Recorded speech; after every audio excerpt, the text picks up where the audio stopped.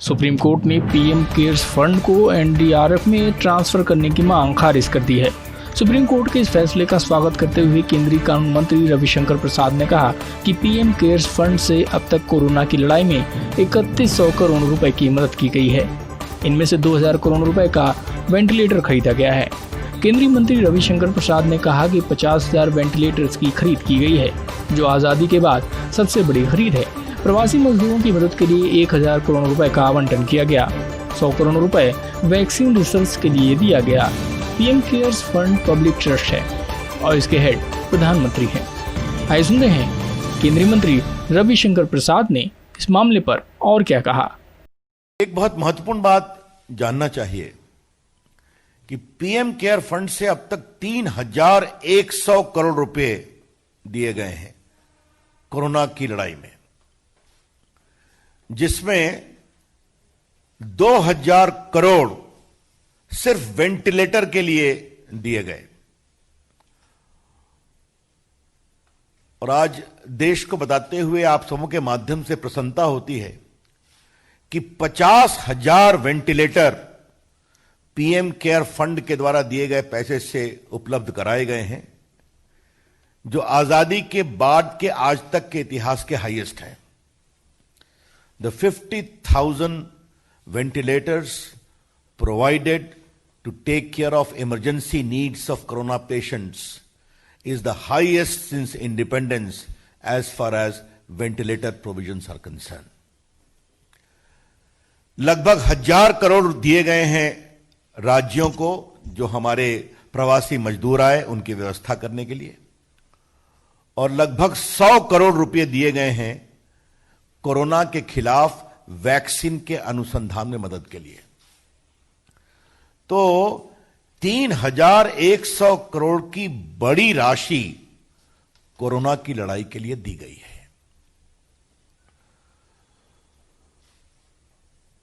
हमारे पार्टी के मंच से आपको बताया गया है और मीडिया में भी आया है कि किस तरह डॉक्टर मनमोहन सिंह की सरकार के समय राजीव गांधी फाउंडेशन को एनडीआरएफ से पैसे दिए गए थे।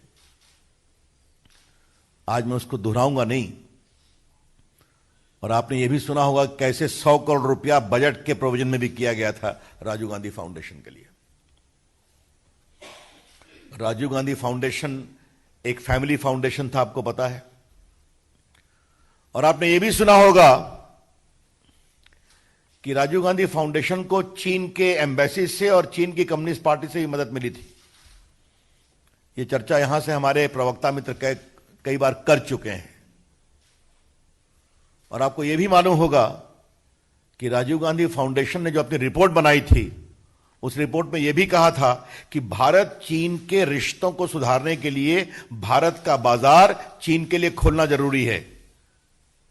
You would recall that on behalf of the party we have shown the report of the Rajiv Gandhi Foundation, whereby a special study was done which inter alia recommended that Indian markets needs to be opened for Chinese products to make the relationship more stronger.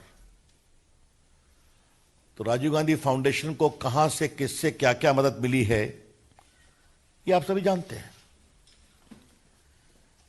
एक बात तो मुझे आपको बताना है, जो समझना बहुत जरूरी है, कि जो पीएम केयर फंड है ये एक रजिस्टर्ड पब्लिक ट्रस्ट है, रजिस्टर्ड पब्लिक ट्रस्ट। और जो आपके prime minister national relief fund है, जिसे कहते हैं पीएमएनआरएफ, ये 1948 में बनाया गया था by an oral observation of the then prime minister. ये पीएमएनआरएफ जो 1948 में बना था, ये जो हमारे रिफ्यूजी आ रहे थे पाकिस्तान से, उनकी आवश्यकताओं के लिए, या कोई कभी अर्थक्वेक आ जाए या बाकी आ जाए, इसके लिए था।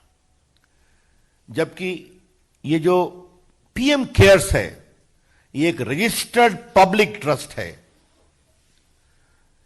जिसके प्रधानमंत्री अध्यक्ष हैं, और ये कोविड ऐसी इमरजेंसियों के लिए बनाया गया है। यह बात समझना बहुत जरूरी है। दोनों में बहुत अंतर है। अब मुझे आपको बताते हुए कभी कभी आश्चर्य भी लगता है, मैं नाम तो नहीं लूंगा, कि ये जो पीएमएनआरएफ है, इसके एक कांग्रेस के बहुत सक्रिय सीए जो मंत्री भी थे, थ्रू आउट सीए वही रहे। अब ये भी आप समझ सकते हैं और इससे अधिक बोलने की आवश्यकता नहीं है। Transparency is writ large in the PM cares fund, both in terms of legal requirement and both in terms of transparent management of funds received on a voluntary basis. इसमें पूरे फंड वॉलंटरी रूप से आते हैं। तो आज हमारी सरकार के 6 साल पूरे हो गए, हम 7वें साल में हैं और बहुत गर्व के साथ हम कहना चाहते हैं, और पिछले 6 साल से मैं अपनी सरकार में मंत्री हूं, प्रधानमंत्री के निर्देश पर हमारी सरकार ईमानदारी से काम करती है और अभी तक एक भी भ्रष्टाचार के आरोप लगाने की किसी को तथ्यों के साथ हिम्मत नहीं हुई। अब बाकी कुछ लोग अपना बोलते रहते हैं, तो छोड़िए, उसके बारे में क्या कहना है। नरेंद्र मोदी की सरकार ईमानदारी से काम करती है, इसे जनता का आशीर्वाद मिलता है और वही ईमानदारी पीएम केयर फंड में भी दिखाई पड़ती है। तो चूंकि ये बहुत दिनों से चल रहा था, कई हाई कोर्ट में केस फाइल करवाए गए पीएम केयर फंड के खिलाफ, सुप्रीम कोर्ट में केस फाइल करवाए गए। इसके पीछे राहुल गांधी की टिप्पणी होती थी, परिवार के लोगों की टिप्पणी होती थी, और बहस करने वाले और पिटिशनर भी वही थे जिनका सरकार से विरोध रहता है। तो आज ये निर्णय आया तो मुझे लगा कि आपके सामने इसको रखना चाहिए पार्टी की ओर से। इसी से जुड़ा एक दूसरा महत्वपूर्ण विषय, और यह बात हम बड़ी जिम्मेदारी से कहना चाहते हैं, कि कोरोना एक बहुत बड़ा अभिशाप है, भारत ही नहीं दुनिया भर में। इसकी दवा जल्दी आ जाए, हम सब की कोशिश है, दुआ तो है ही है। और जिस तरह से भारत ने प्रधानमंत्री की अगुवाई में कोरोना के खिलाफ जंग लड़ी है, तो जहां लोग एफ्लिक्टेड हुए हैं तो रिकवरी रेट है 70% प्लस। इस बात को समझा जाए। और कोई भी मृत्यु होती है तो दुर्भाग्यपूर्ण है, लेकिन हमारा जो मृत्यु दर है वो भी तुलनात्मक दृष्टिकोण से बहुत कम है अगर आप पूरे मृत्यु दर को देखेंगे। राहुल गांधी ने एक पहले दिन से देश की एकता को कमजोर करने की कोशिश की है कोरोना के खिलाफ लड़ाई में। याद करिए, प्रधानमंत्री जी ने कहा था कि देश के doctor, nurses, paramedic staff, ambulance driver, सफाई कर्मचारी, पुलिस, मीडिया, इनके पक्ष में ताली बजाया जाए। याद होगा आपको, हेलीकॉप्टर से फूल बरसाए गए नर्सेज पर, डॉक्टर्स पर।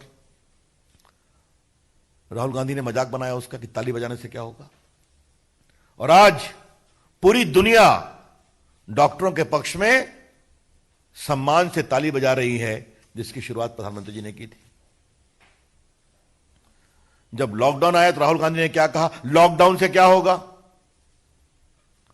उनकी बात उनकी सरकार चाहे पंजाब में है या राजस्थान में नहीं सुनती थी।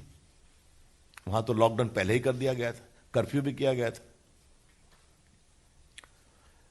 जब प्रधानमंत्री जी ने कहा कि पूरा देश में आशा के लिए दिया जलाए, मोमबत्ती जलाए, तो पूरे भारत ने दिया जलाया, आशा का दिया, संघर्ष, संकल्प और ऊर्जा का दिया। गरीब ने अपनी झोपड़ी में भी जलाया। राहुल गांधी ने क्या कहा, यह दिया जलाने से क्या होगा। जो आईसीएमआर काम कर रहा था उस पर भी टिप्पणी करना। अब मैं बार बार उन चीजों को मैं रिपीट नहीं करूंगा। और पीएम केयर फंड पर भी हमला करना।